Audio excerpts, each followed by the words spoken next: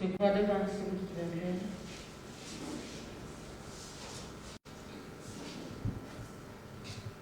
Ziko mwaine Yehova ukonda amene muli kumwamba. Kuyamika kuthokoza matulano chifukwa chikondi chanu ndi chifundo chanu. Chifukwa chotisamalira ndi kutisunga. Ngakhale tili m'dziko loyipayi. Amene aladzala nthenda yoyipa.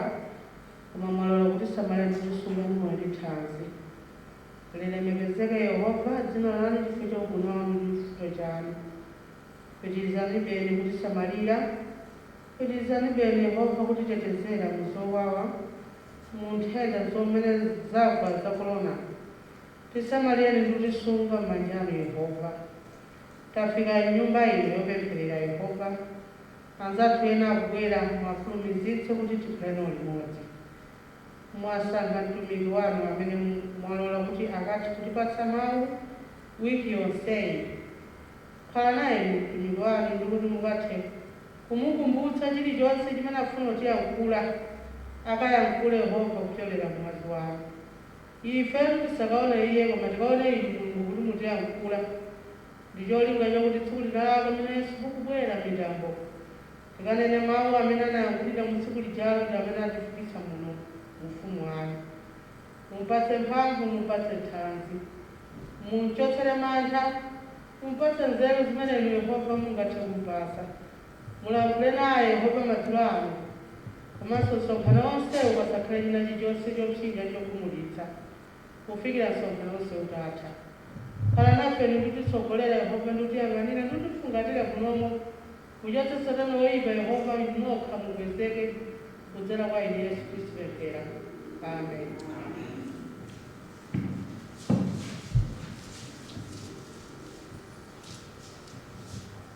Wonderful Lord, nyimbo ya bajeni.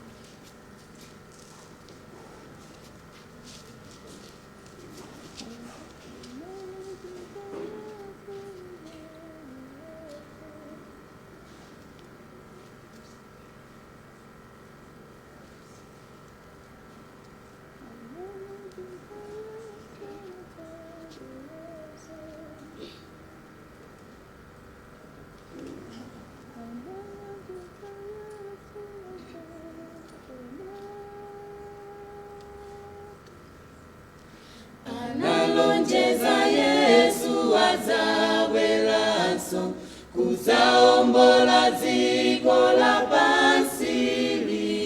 Ali pafupi kuoneka dziko lonse, balewe konzeka. Analonjeza Yesu adzabweranso kudzaombola dziko lapansi. Ali pafupi kuoneka dziko lonse, balewe konzeka. Konzeka, akudzaposa chera konzeka. Akudza mu mitambo, adzakuwombola dziko lapansi. Balewe konzeka. Konzeka, akudzaposa chera konzeka. Akudza mu mitambo, adzakuwombola dziko lapansi. Balewe konzeka. Zasikulo ndi nthawi palipodziwa, ngakhala ngelo sadziwanso. Pulumuka kotheratu ndi moyo wako, balewe konzeka. Zasikulo ndi nthawi palipodziwa, ngakhala ngelo sadziwanso. Pulumuka kotheratu tundi moyo wako, balewe konzeka, konzeka, akuza posachela konzeka, akuza mumitambo, aza kuambola dziko lapansi, balewe konzeka, konzeka, akuza posachela konzeka, akuza mumitambo, aza kuambola dziko lapansi, balewe konzeka.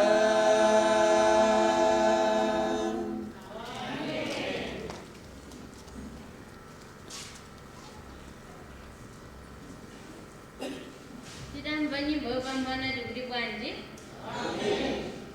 Nthawi ndi yamadzulo, tiyeni tiyike maso athu patsogolo nakhala chidwi timve kuti Yehova wathu wakumwamba watikonzera uthenga wanji tsiku la lero. Amen.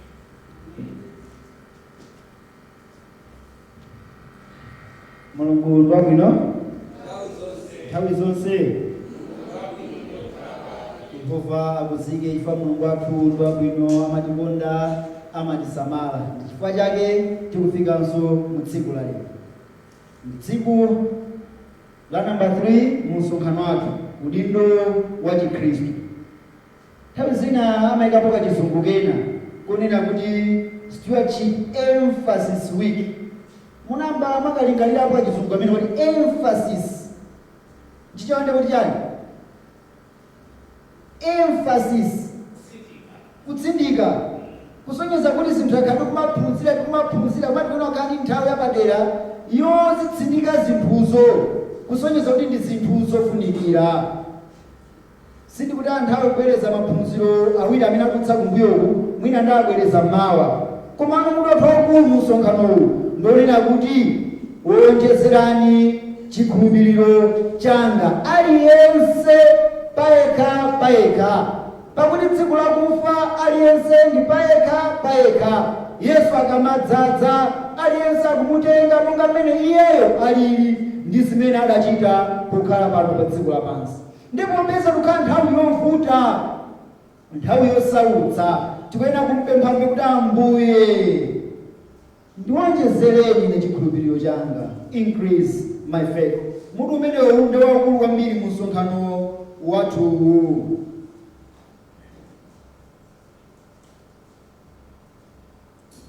Umenewu ndi munthu waukulu mu msonkhano wathu. Luka chapter 17 verse 1 mpaka na 5. Ndipo anati kwa ophunzira ake, sikutheka kuti zolakwitsa zidze, koma tsoka iye amene adza nazo. Kukakolowekedwa mwala wa mphero m'khosi mwake, ndi kuponyedwa iye m'nyanja mkwapafupi, koma kulakwitsa mmodzi wa ang'ono awa mkwapatali. Kadzichenjerani nokha, akachimwa m'bale wako umudzudzule, akalapa umkhululukire. Ndipo akakuchimwira kasanu ndi kawiri pa tsiku lake, nakakutembenukira kasanu ndi kawiri ndi kunena, ndalapa ine, uzimkhululukira. Yesu adayankhula manena kwa ophunzira ake. Ophunzira ake ndikuwaganiza mawuwa mwakuya kuti koma ndi zoonadi. Munthu andichimwira ndamkhululukira, akubweranso wandichimwira ndamkhululukira, koma kubwereza adachiona kunena kuti ndi chinthu chosautsa inuyo ndi ine ndife mboni kuti sizopheka zinthuzi. Ndi chifukwa chake tsopano ophunzira Yesu akadzalankhula mawu pa verse 5, ndipo atuma anati, Ambuye mutani kodi? Mutionjezere chikhulupiriro. Sizopheka moyo lero ngosautsa. Ophunzira omwewa tsiku lina lake Yesu akuphunzitsa nkhani ya mabanja, adanena kuti mkazi kapena mwamuna akagwidwa chigololo banja likhoza kutha. Ndi anthu amafunsa Yesu, nanga chifukwa chiyani Mose adapereka gawo achilekaniro? Ngati mankhaniyo Yesu adawuza kuti chifukwa chakumva kwa mitima yanu. Tikumva nkhaniyo? Ndine Yesu adakambirana nkhani ya banja ophunzira kena anthu amene amamvetsera. Nkhani yakhayo inasautsa mu mtima kwambiri yophunzira ka Yesu. Adadzamva mawu pa Mateyu chapter 19 verse 10. Wophunzira ananena ndiye, ngati mlandu wa munthu ndi mkazi wake uliwotere, sikuli kwabwino kukwatiwa. Wophunzira ke kwa Yesu kumva zimene Yesu akulankhula zokhudza mlandu wa banja. Adona ambuye ngati nkhayili chonchi ayi ndesiku ino kuti ine ndiwalire.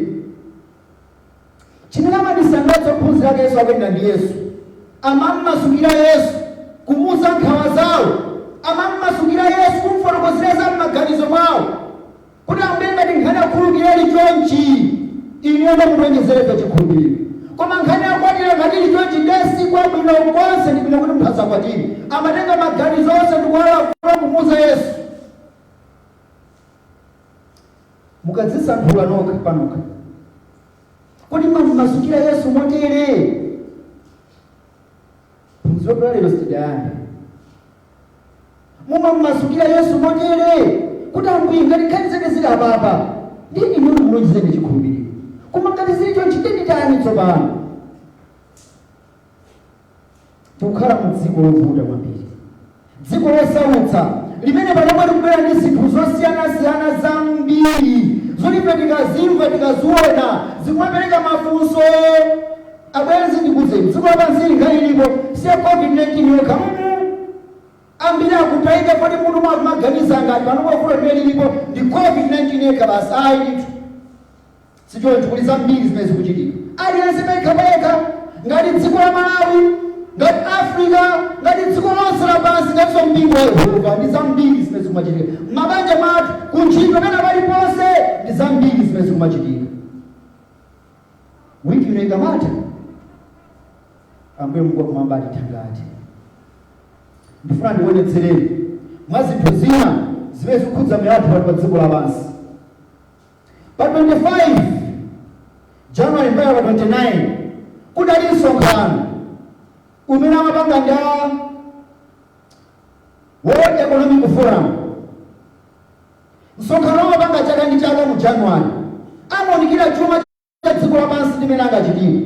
Koma msonkhano uwu udali wapaderadera, wakakhudzana ndi mmene dziko lagwedezekera mwake ndi COVID-19 ndi kuyang'ana mmene dziko likukhalira ndi amangapo mfundo zosiyanasiyana.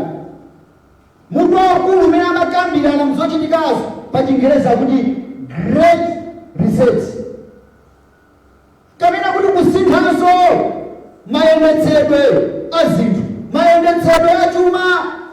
Nkhani iyi siyokhudza banja limodzi la munthu, nkhani iyi siyokhudza Malawi yekha, nkhani iyi siyokhudza miru yekha, koma dziko lonse lapansi. Ndizotikhudza ife zimenezizi. Pali mkulu amene atchula pa dziko lapansi, Klaus Schwab, akumalankhula zinthu zambiri zokhudza nkhani imeneyi. Munali mu January, mfundo zimakambiranazo mwina Mulungu akalola msonkhanoyo ndikambapo ziwiri zitatu kuti tione kuti moyo wathu mukaifa adindo mu Chikhristu ichi tikuyenda kupangapo chani. Ndino amafunsana anthuwa atakambirana mwizi nthawi takodutsa pang'ono. Mukaonetsetsa apa pali mawu which central bank will launch world's first digital currency. Akuti ndi banki yake ili pa dziko lapansi imene ayambe kugwiritsa ntchito nkhani ya ndalama zokwenda m'mabatali makotokanya digital currency. Ukuku ku Great Reset chimodzi anakambirana nkhani yake ndakusintha ndalamazi zibwere ku digital. Ndi ayamba kale kumazitulutsa nkhanizi zimene zikukhudza ife ngati mpingo wa Yehova, ngati mabanja athu, ngati ntchito zathu, ngati business athu, zikukhudza ife zimenezi. Monga adindo tikuyenda kukambirana kuti tikuyenda kupanga bwanji. Amalawi anzanga amene mngoni asotenga chimodzimodzi pamene mwakhala nkhani zofuna mazilingalira makuya kwambiri. Mukayang'anano apa, Morocco considers launching a central bank digital currency. Maiko ayambapo. Morocco considers launching a central bank digital currency. Morocco ni dziko la Africa. Ayambokambira napo kuti titani. Pamene Bochabi abale athu awo. Regulators and banks are now testing a digital currency system in South Africa. Date mukaliana 11 February sikalikali. Mukuganiza ife sizikudza zimenezi. Munga adindo tumena makambirana zimenezi. Kunanga ndi tani. Tipange bwanji, zikubera motani, cholinga chimene zikubera ndi tani. Kodi zikamachitika, zibati mavuno wanji, nanga zindubwino wanji, nanga ntchito ya Yehova, tigwire motani mene zimene zikuchitika. Ndi cholinga chamakambirana zimene munga adindo. Kuti ntchito ya Yehova, tigwire motani. Sindukhalitsa pamene boboyi, faphunziro athu omisi imene. Manifuna mungona dziko limene liliki. Zimene zikolokoza zichi, ndizokhuza dziko lonse lapansi. Ndifuna ndikuzeni kankhani. Kamsungwina dzina lake ndi Nick. Amakhala area 12. Ndakumana naye masana atsiku la dzulo. Dzuwa silalowana ngai. Ndiye ndikamati masana atsiku la dzulo mumvetsetse zimene kunena. Nick amakhala area 12. Mene ndifolokoza izi kutenga unika kuonera. Fana nafolokozera kuti zakuchitikirazi ndikuuza mtundu wa Malawi, ndikawuza balanga kwabiri. Chithunzi mukuchiona apachi, mwaiona galimoto inali ya Nick. Silisoma galimoto. Mwachiona chithunzi chiwirichi, mukuganiza kuti mmene munthu kama wamoyo. Mwaiona tragedy. Mwakaona galimoto ngozi yake dali imene malo ake ma traffic lights apa bizina wake pamusi pache mwezi wata chitragedy mechi machitika chimakaomba galimoto ndimayikankhira uku a traffic akuona. Nick ndikucheza naye masana ku nyumba kwake. Ndamene ali pandogo zake, uyu ni mwana wake amene ndi Nick mene mukumuonera kumene kutibwere 12. Galimoto chinali yake. Ngozi inanchitikira ndi iye mwana wake akamusiya ku sukulu mwanaye. Sindifolokoza zambiri mukhani ya ngozi. Koma zimafolokozera Nick ndizonena kuti mmene ngozi idachitika galimotoyi ndikukhala amene iye ndi mwana wake ali mkati mulungu. Choyamba chimene Nick adachita ndikumuyang'ana mwana wake. Anamuona mwana wake atapanika kulephera kukula. Koma choposa zonse chimene Nick adayamba ananena kuti Yesu tipulumutseni. Ndana pemphera momwe mukaliro. Anthu anabwera ndikuunjika na magalimoto. Anthu anabwerera chachiwiri chimene Nick adalankhula analifunsa gulu, who is a Christian here? Mmodzi adavomera ine. Mmodzi amadavomera mbamba ameneyo anadzalowa mgalimoto liphanyika yomweyo. Nakhala momwemo Nick athaza nachosemo galimoto lidamphanya miyendo pamodzi ndi mwana wake. Mkulu adalowa mgalimoto adalowamo anapemphera pamodzi ndi Nick. Adangopemphera adabwera galimoto ina imene ali ndi zitsulo zosiyanasiyana, macropas, mahamala kumene galimoto sadakudziwa pansi pa bizina wake. Inafika galimotoyo anthu adangotulutsa zimahamala ndi zina zomwezo ndikuti ndi mwezi watha zikalikali kuyamba kuphwanya galimoto, kuyamba kuchotsa galimoto, kena kumchotsa Nick ndi mwana wake. Abwenzi pangudutsa masabata foloka ngozi chichitikire iniyo mukukhulupirira zokuti anthu awa adatuka mgalimotochi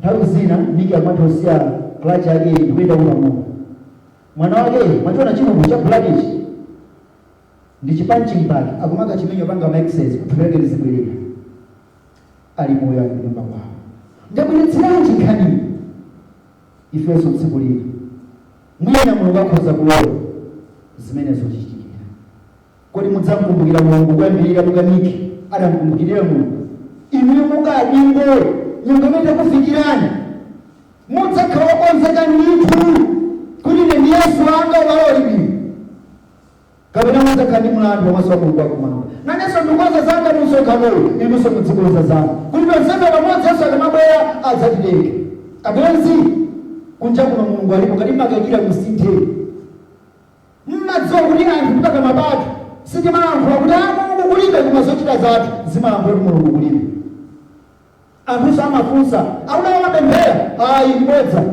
akunena kuti Mulungu kulibe kwawo zochitika zokha zimalankhula kuti Mulungu kulibe koma ngozi iyi ikuonetsenso kuti Mulungu akumwamba alipo. Haleluya.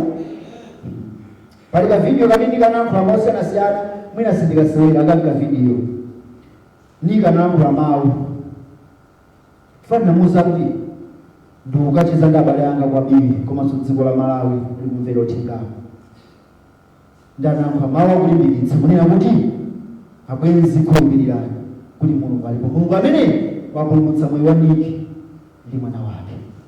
Haleluya. Tipemphere. Atate wokonda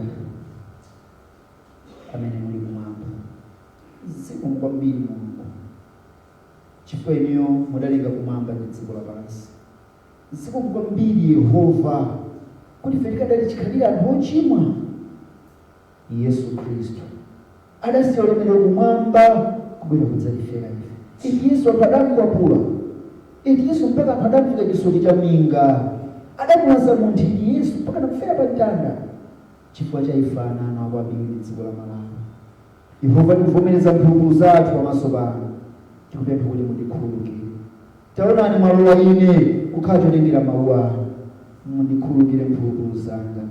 Yeretsani milomo yanga inu Mulungu akumwamba mulankhule kuchokera kumwamba kufikira kunsi kwa miyoyo ya Malawi kufikira kunsi kwa moyo wanga kuti pakudza inu ife pakudutsa mu nyengo zovutazi Yesu mukhale nafe mukhale nawo iye amene agwidwa ndi nthenda COVID-19 no Malawi maso dziko lonse lapansi.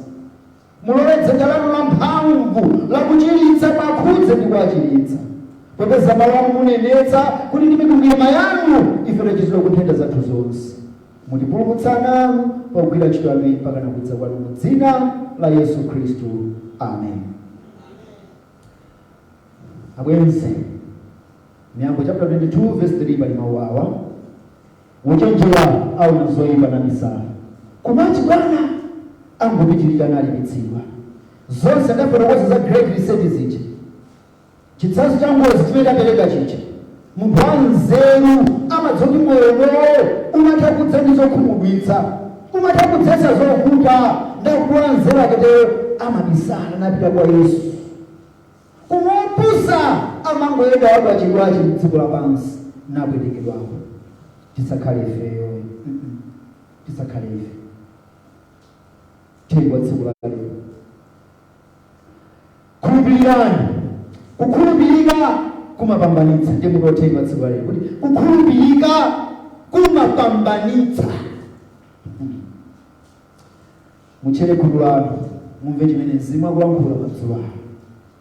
Bale wanga uchere khulu lako umve chimene Mulungu akumwamba akulankhula.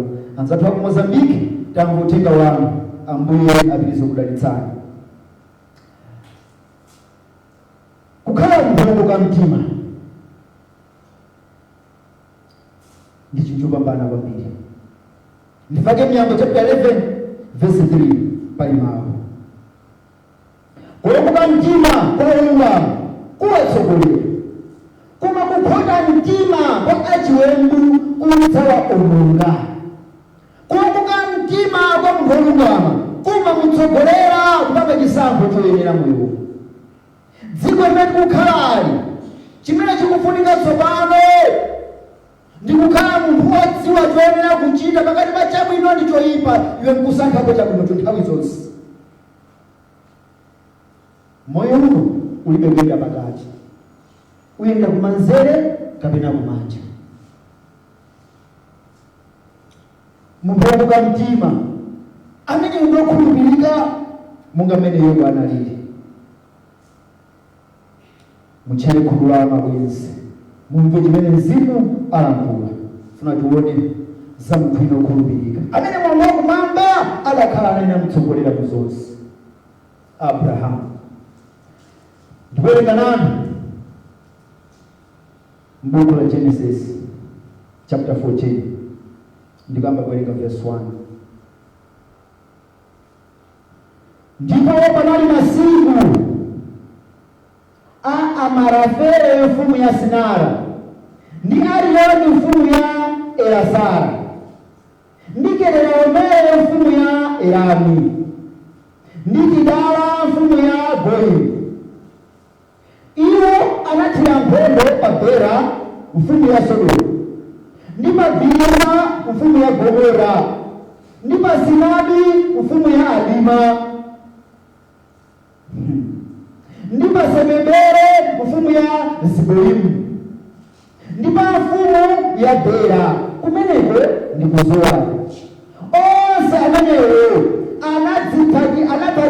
anatatikana pa chigwa cha Sidimu. Pamenepo ndi pa nyanja ya Mchere. Zaka 12 iwo adamtwangira Kedorlaomere. Chaka cha 13 anapanduka. Chaka cha 14 ndipo anadza Kedorlaomere ndi mafumu amene anali naye, nawakantha Arifai Mwasteroti, ndi Azuzi Mhamu, ndi Ayeni Msavekiri-Taimu, ndi Ahori pa phiri lawo Seiri kufikira ku Parani. Ndifotokozere kuti mmadziwa Baibulo tikawerenga timakukhulupirira. Chapter ngati chichi akukamba za mafumu Kedorlaomere, Bera, ndi anthu tunazipita kuti ndizoyinga maina mafumu kumabiri. Ndakufunsani funso, ndi mafumu angati amadalumikizana ndi Kedorlaomere kathira nkhondo anzawo? Ndi mafumu angati? Ndikuna mundiyange, ndi mafumu angati amene anadoza nthira nkhondo Kedorlaomere amadaphatira ndi Kedorlaomere kathira nkhondo mafumu ena? Ndi mafumu angati? Ndikuna mundiyange ndaona nawo mafumu angati? Adindo, mafumu angati? Muzoelenge kuti akhali pasi ndikuzana. Ndi mafumu angati amadathira nkhondo ndi Kedorlaomere ndi azinzake? Muzakana mabaibulo ako kuti akifana kufunsa diso.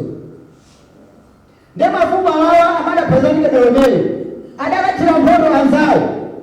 Chigwachi chiwada kumana anthu awo uli ndi chigwa cha Sidimu. Ndi ndikufuna mavesi awa 21 wapita kugunda werengere ndi apeta olenga kayi mavesi ena apakatipo.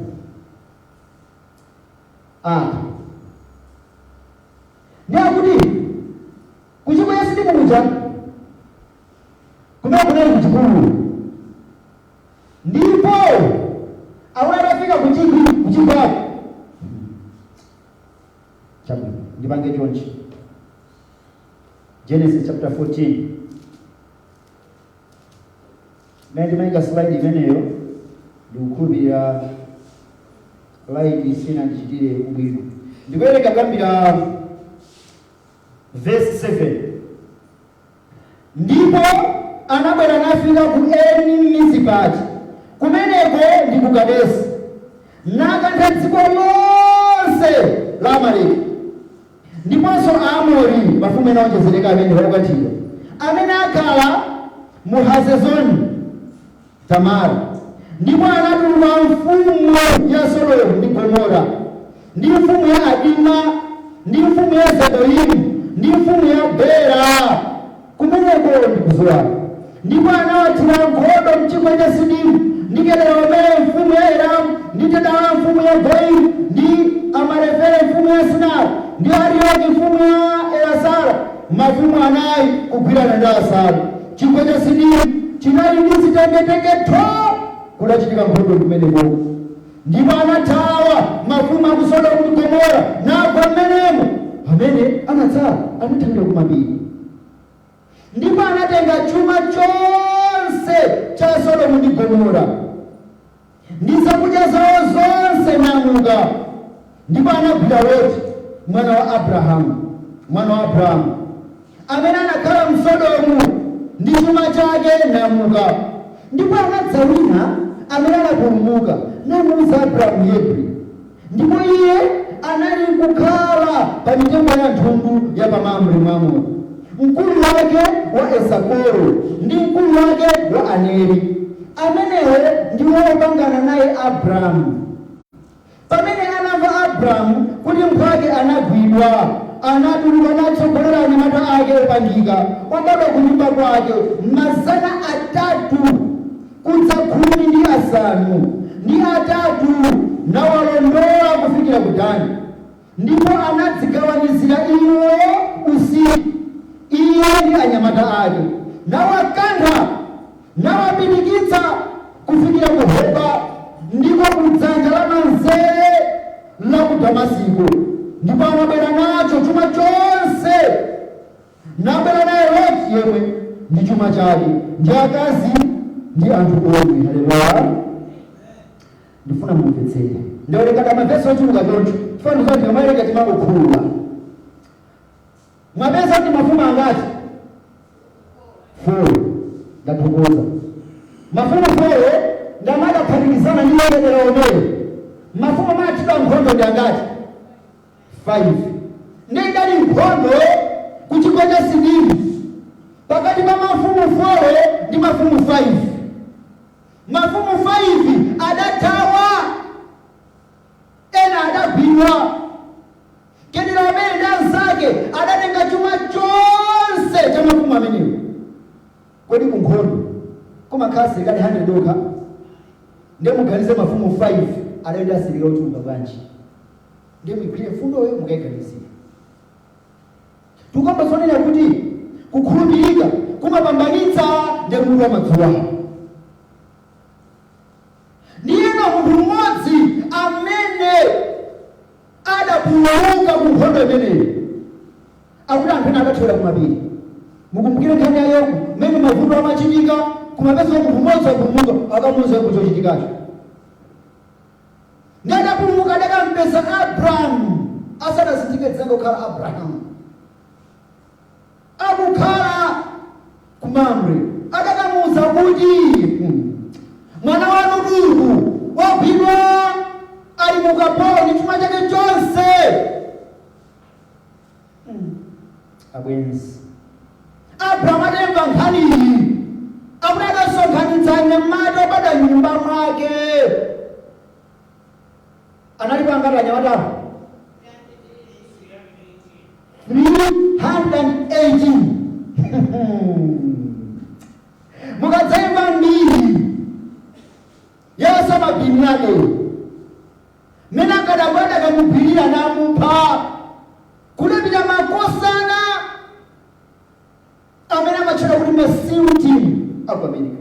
SEAL team anthu amene amakhala ndi training yapaderadera yosafanawo ndi asilikali ena, kulikagulukira za American Navy kamakhala ndi training yapaderadera yamene akamenyere mphongolezo. Ndi chifukwa chake adakwanitsa kukadziwa pamene Osama bin Laden kumugwira. Makosana amene wawa ndi amene amapanga zoopsa ku nkhondo zambiri. Kulikagulukira ka asilikali amatchula ndi makomando akhoza kubwera mmodzi muliyongwe muno ndikusowetsa mtendere, samakhala amasiwe. Koma amene wawo amakhala ndi training yawo. Kedoromere ndi asilikali yake adachita training yamene wa nkhondo. Mafumu a Sodomu amene awerenga apa ndi Gomora amadathawawo, asilikali yawo amakhala training yapaderadera. Kuna kufitika manena kuti wiki ya bindu ati Kristo imeni training. Tikamanena kuti you think of prayer imeni training. Tikamanena somo la misasa imeni training. Kumano kusiyana kumabwera kuti no mukamaliza maphunziro awo action imakhalabati. Ndino kusakatsa kwa nkhani kunena kuti kukhulupirika kumatani kodi kumapambanitsa Abraham amene sadapiteko ku training ya usilikali. Abraham amene anyamata ake sadapititse kuphunzira training ya usilikali. Adamva zokuti mphake mwana wa mchimwene wake Harani amadabwada afa watengedwa adati sindingakhale chete. Ndifuna ndipatse mfunso woyamba abalanga wa Biblia. Bale wanga amene kono uthenga umvere. Ndifuna ndikupatse funso.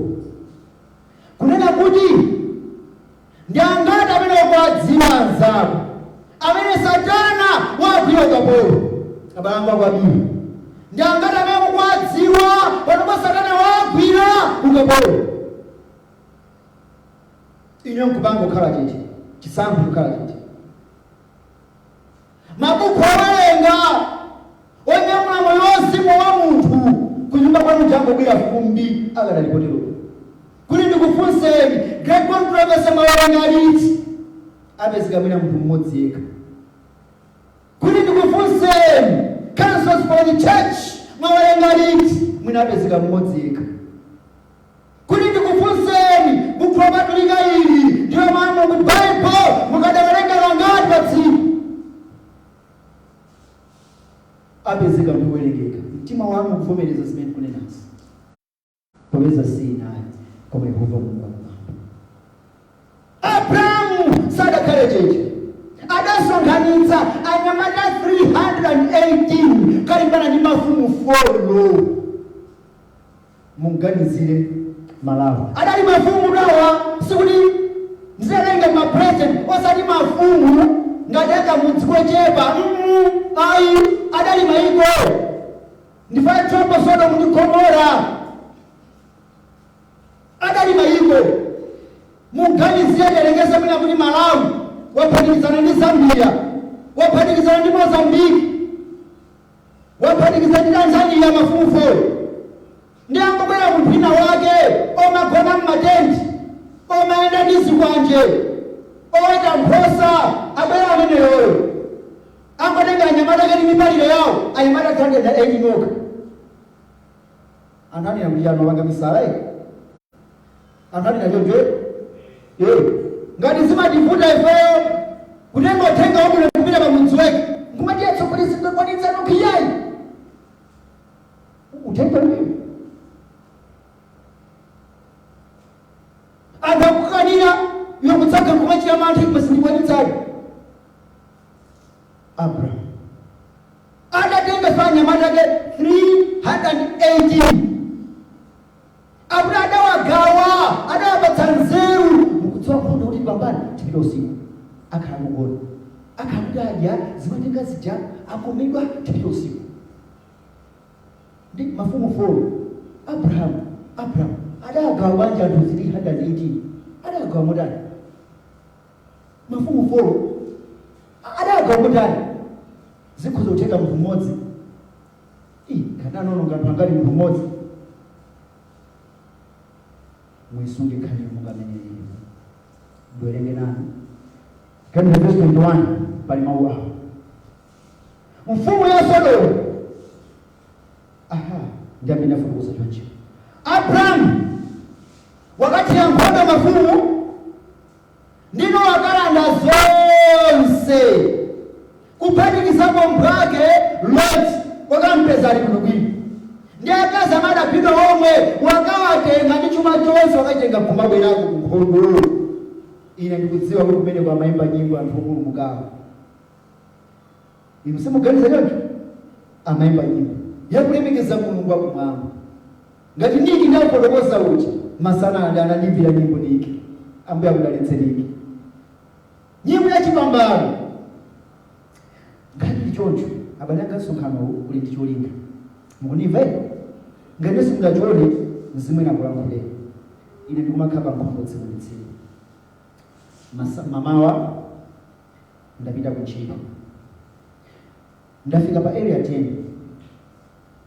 pa ma traffic lights gari mulenambo chini ine sina ndipase sasa nini aliyeso pale fundo lina yake gari moto inango chini ndi mwachisomo cha Mulungu nali anthu awiri basi natsika ndikupeza mbuyo kuikankha kupita pambali kutsekula kuboditi chochititsa mantha napeza kuti kachivindikiro kapa radiator palibepo madzi muli mbiriti koma gari moto sinanonetsekera ngati lonse mene machoka ku nyumba Theodora ku nyumba ndamandi pasamadzi kuchezera ulere ndipo ndatseka kulubwino ine kumanyamuka ku nyumba koma radiator kapa sinapeze ngati ndina jambraso mkazanga nantumizira mchemba liso ista nantumizira ndino sana kuti tipemphere kwambiri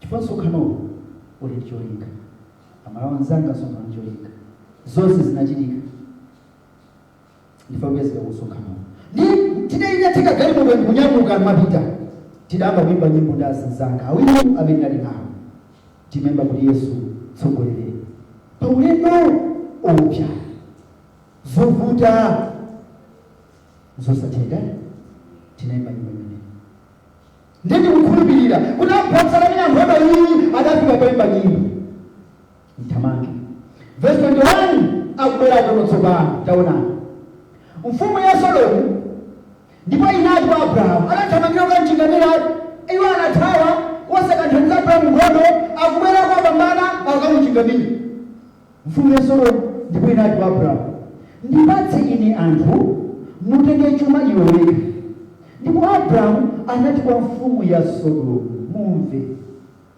dzanja langa ndamtukulira ndani Mulungu mwini kumwamba ndi dziko lapansi akusweka amuna ndi akazi okuzindikira Mulungu chotere verse 23 kuti sindidzatenga ngakhale thonje ngakhale chingwe cha nsapato ngakhale kanthu kalikonse kako cholinga kuti unganene ndamulemeza Abraham kapena kuti ndamulemeretsa Abraham koma chokhachi anadya anyamata ndi gawo lawo la anthu amene ananga pamodzi ndi ine Aneli, Esikolo ndi Mamre iwo atenge gawo lawo abwenzi Abraham wapanga anyamata achi iye kukhala tsogolo wemphakati anakhalapo Abraham kukhala komanda wa nkhondo amene sadakaphunzire mamenyedwe a nkhondo amene sadakaphunzire kuti khoma limakwera chonchi kuti mphasa kuona amene sadakaphunzire kuti mthakamenya chikwanji umasamba chonchi amene Abraham amene sadakaphunzire kuti mawu akatere amene matsala matere kwakhala nyanja timatere amene ndikombeza iye kuti kukhulupirika kumapambanitsa ndone Abraham Mulungu adampatsa nzeru nakamenya nkhondo ndi kupambana Abraham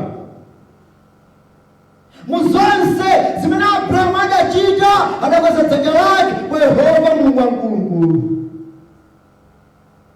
Abraham sadachite mantha lero COVID-19 wapatsa mantha anthu ambiri asiya kupereka zopereka uchechi lero COVID-19 wapatsa mantha anthu ambiri asiya kulalika uthenga wabwino kwa zinzawo lero COVID-19 wapatsa mantha anthu ambiri asiya kupereka chachikhumi cha Yehova koma airtime akumakwanitsa kugula tsiku ndi tsiku zovala za nyuwani anthu akadagulabe mukapanda kukhulupirika nyengo yovuta great reset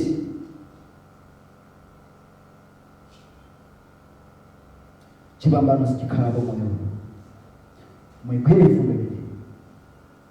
Anthu akumaganiza kuti mwina sikulu ndimene ndipambanitse moyo wanga ayi mbale moyo kwayi. Anthu tikuganiza kwambiri ndekhandama zambiri moyo wanga ukhopambana ayi sichoncho mbale wanga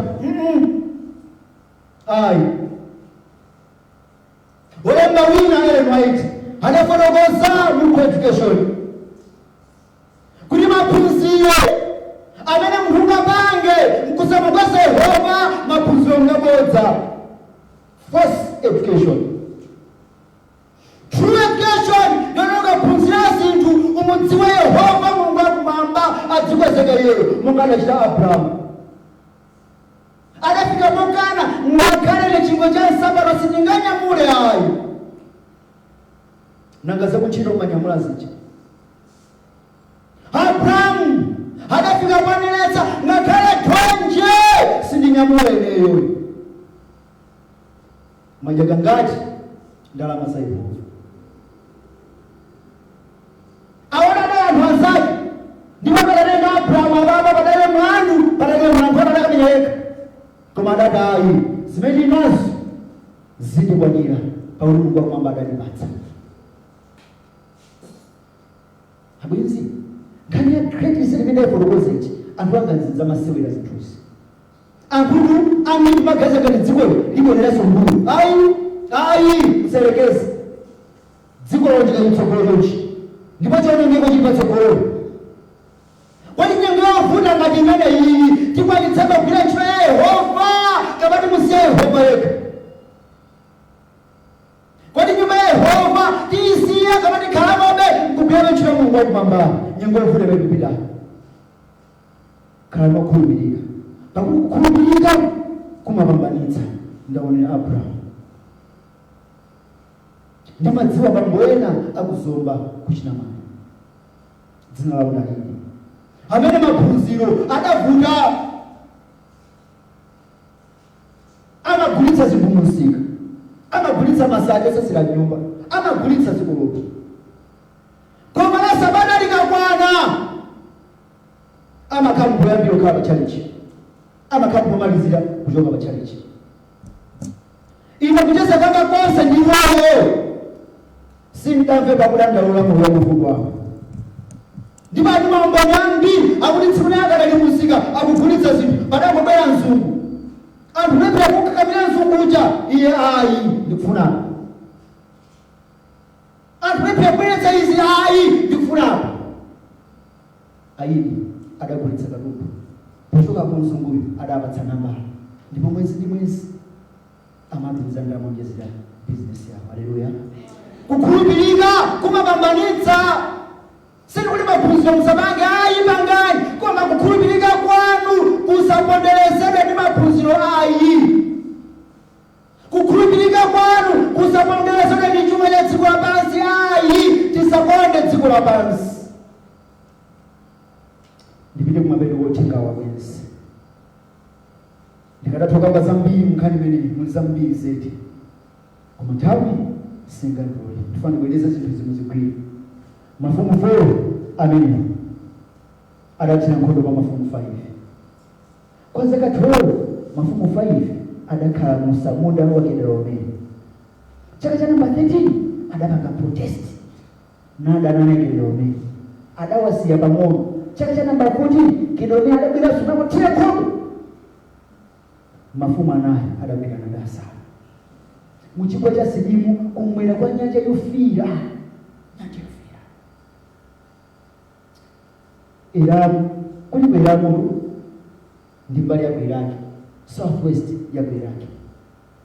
Kuna ndomani kapepo nthawi zina chimemuzibanga muzitenga maina amene aja kumagwesa masuku athu apo ndiye mukamwerenga muzikanga mukone na filimu m'Baibulo muja ndi Baibulo mudzilemba bwino ndipo limasangalatsa. Simuzafunanso kuone ya Rambo, kuone na ndani, kuone ya simuzafuna muzikanga mukone ya filimu imene iyi ndipo limasangalatsa filimu yache.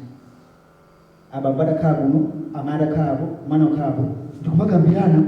Ndikumona ngati kukoni ya filimu live hapa anapita kukondo hakutani pepo ndi masangalatsa kuli mamveka. Haleluya.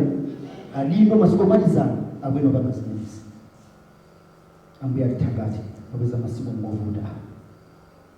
tadziwa Abrahamu adapanga kulangira nkhondo akanyumba anapambana nkhondo Abrahamu afunya Sodomu idamuza Abrahamu kuti atenge chuma koma iye adati ndipo Abrahamu adati wafunya Sodomu dzanja langa ndalitumulira Yehova Mulungu wamkulukulu mwini kumwamba ndi dziko lapansi zochitika zathu zonse tipange chisamu chopeza mkono athu pandangoti kwa Yehova ukapanga sukulu ndipeza diploma kweza mkono wako pandangoti kwa Yehova ukapanga sukulu kupeza degree doctorate kweza mkono wako pandangoti kwa Yehova ambiri la kusiya kupemphera chifukwa kumadzimba kuti taphunzira force education maphunziro anangampangitse munthu kusiya kupemphera amene ali kuchulukidwa maphunziro anangampangitse munthu kusiya kukhala okhulupirika maso a Mulungu amene ungakuchulukidwa ngati satembenuka mtima mbiyalitangate Masalimo 75 verse 6 pali mawu awa usangalatse kwambiri pakuti kukuza sikuchokera kummawa kapena kumadzulo kapena kuchipululu pakuti Mulungu ndiye woweruza achetha wina anakuza wii. Haleluya. Akuti kukuza sikuchokera kummawa kapena kumadzulo ndoni ya Abrahamu kupambana nkhondo sikuchokera kumaphunziro ayi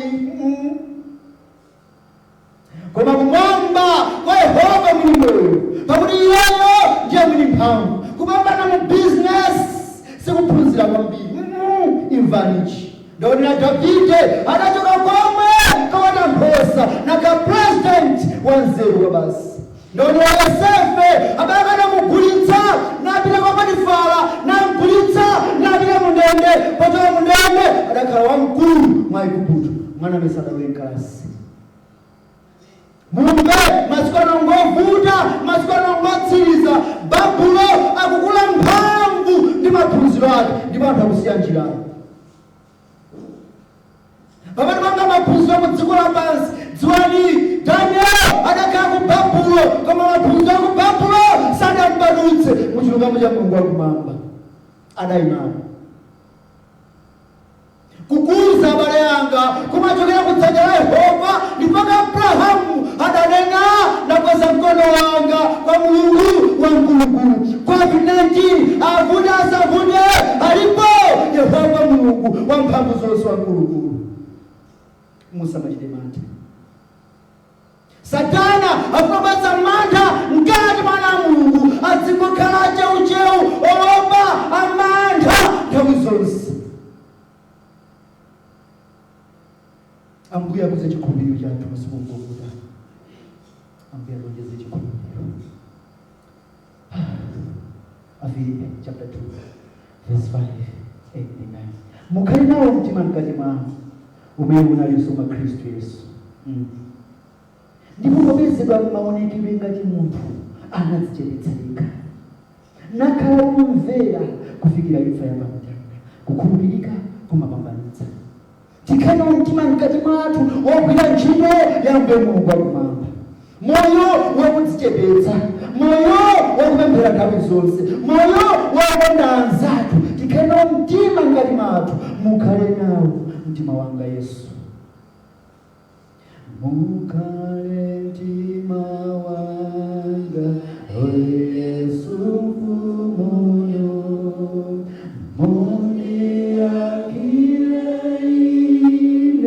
mafunso angao mukhale mtima wanga Yesu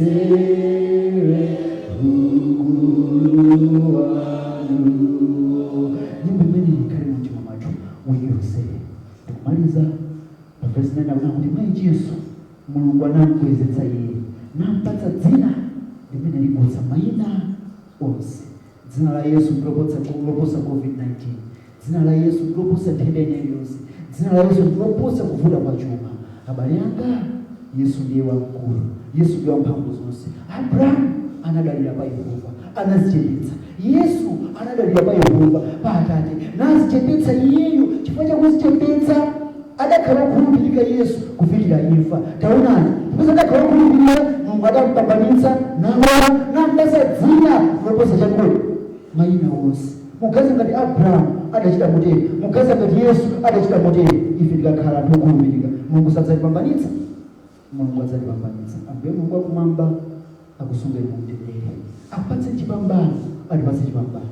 Likhale pemphero lako, Ambuye wonjezera chikhulupiriro changa, ndikhale munthu wokhulupirika, kupatse kukhulupirika kumapambanitsa.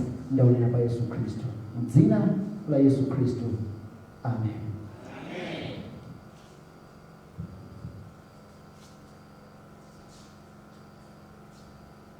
Pamene tikutsekera msonkhano wathu wa tsiku la lero, tiyeni tonse tiyime ndi kuimba nyimbo namba 146. Pamene tikuimba nyimbo iyi, mbale yathu yopereka ikhala ikweni. Tonse tiyime ndi kuimba mwamphamvu, tiyimba verse